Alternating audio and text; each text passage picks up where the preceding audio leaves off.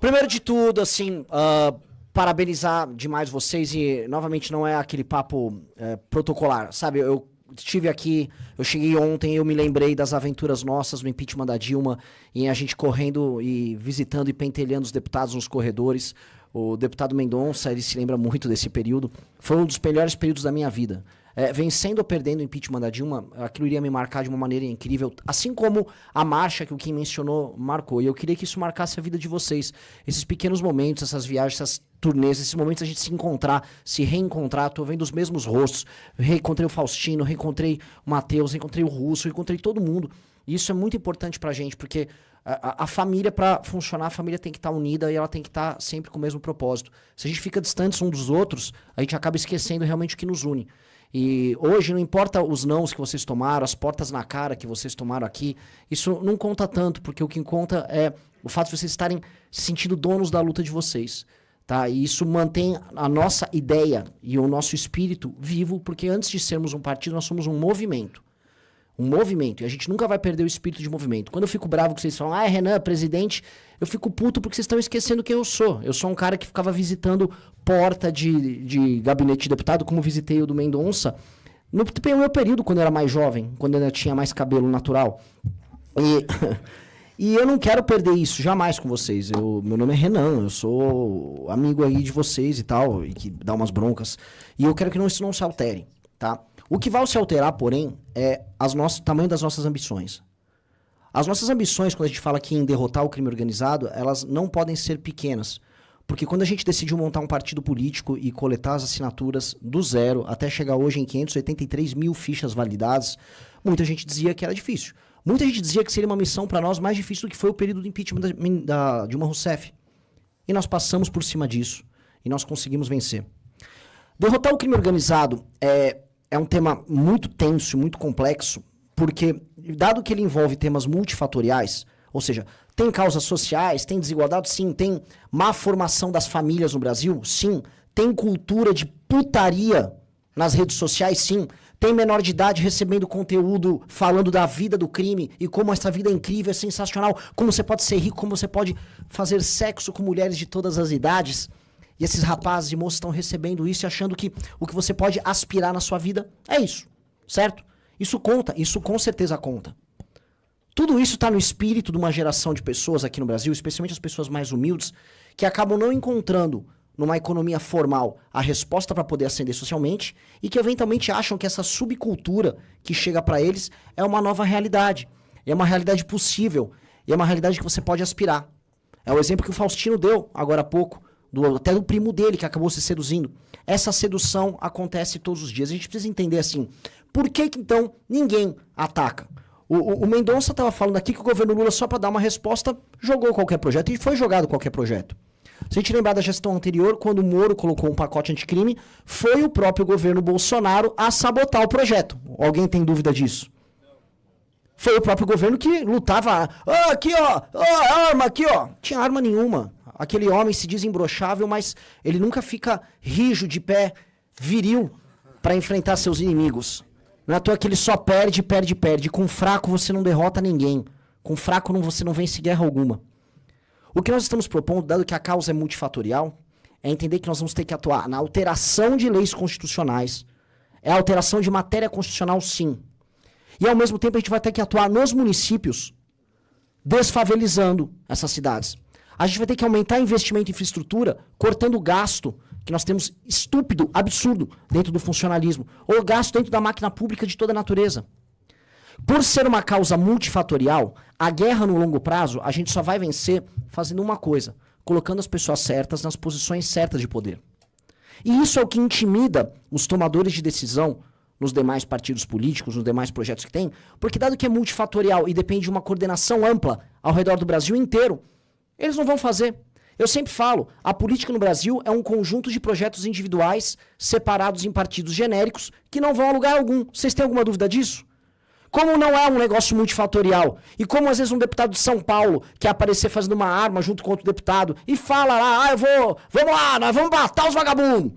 E ninguém anda com nada, e ele não vai se coordenar com um deputado da região Nordeste, e esses assuntos ficam só andando, eles são utilizados única e exclusivamente como instrumento de captação de voto, Ninguém vai pensar num projeto amplo e geral.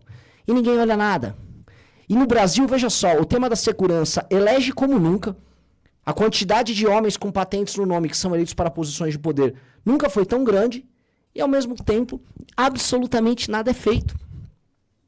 A gente tem uma sensação de que, mesmo com a queda no número de homicídios, a segurança, você pode perder seu celular num assalto a qualquer momento, ou que alguém que você conhece já foi assaltado ou perdeu um parente, ou que alguém que você conhece, especialmente se você for mais humilde, ascendeu dentro do crime.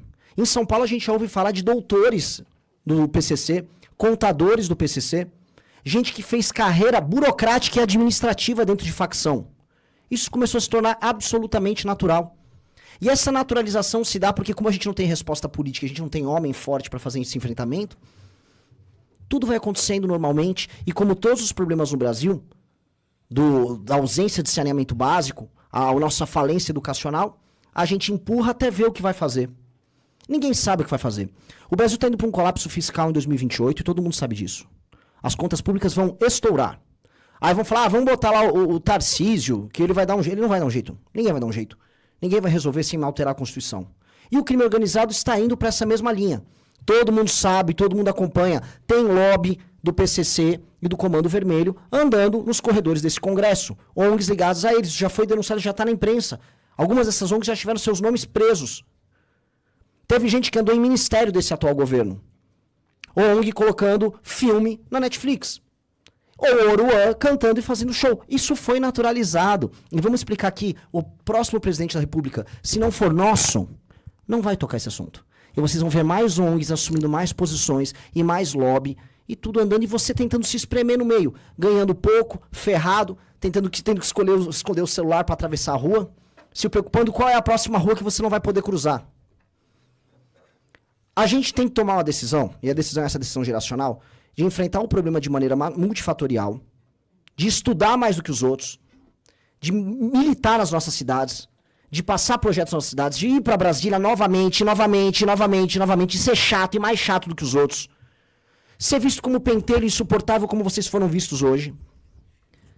E eleger para a presidência da República, no momento certo, a pessoa certa, para decretar guerra ao crime organizado. E, novamente, quando eu falo guerra, é decretar guerra.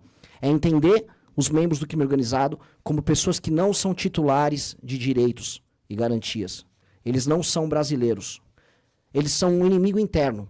Existe, inclusive, dentro da lógica militar, a lógica do inimigo interno. O inimigo interno não é detentor de direito. Um membro do Comando Vermelho não possui direito e prerrogativa como membro do Estado brasileiro. E esse cara tem que ser destituído das posições territoriais que eles têm no Brasil. As polícias e as forças armadas têm que declarar guerra a eles, e sob o comando de governadores e da presidência da República, a gente tem que eliminar esses caras do solo brasileiro. Seja prendendo eles, enviando para o Tocantins, num presídio que nós ousamos construir no momento certo, seja mandando eles pra puta que pariu, pro inferno, eliminando eles da existência humana. Todo mundo aqui já passou por um assalto, um ato de violência. Minha mãe passou por 2 sequestros relâmpagos. Todo mundo sabe o que é correr o risco de morrer na mão de um nóia. Especialmente, e vamos colocar aqui, especialmente os mais pobres, porque tendem a racializar ou levar isso para uma discussão de classe. Isso não é uma discussão de raça e classe. Se eu for entrar nesses termos, os mais afetados são justamente homens pobres, pardos e negros, que são os maiores mortos nesse jogo. E são eles que nós precisamos libertar. Eu vejo gente que vem com esse assunto, vocês querem fazer uma chacina preferida. Não, as maiores vítimas disso são justamente homens pobres, pardos e negros. Esses caras poderiam estar fazendo curso técnico, estudando nas escolas, e estudando num país diferente que a gente pode construir quando a gente retomar esses territórios. E hoje eles são ou vítimas de um gatilho errado, ou, inclusive, a mão que vai segurar a arma sendo recrutado pelo crime organizado. Esse sonho que a gente tem que sonhar, que é o sonho da declaração de guerra, a ocupação das periferias, a ocupação do nosso Nordeste, que a gente vai lembrar, o Nordeste é a região hoje em que o crime organizado está mais forte. Tomar das periferias de um Recife, as periferias de Fortaleza, a situação de Fortaleza, inclusive, talvez seja mais grave, significa reencontrar o Brasil e repactuar o Brasil.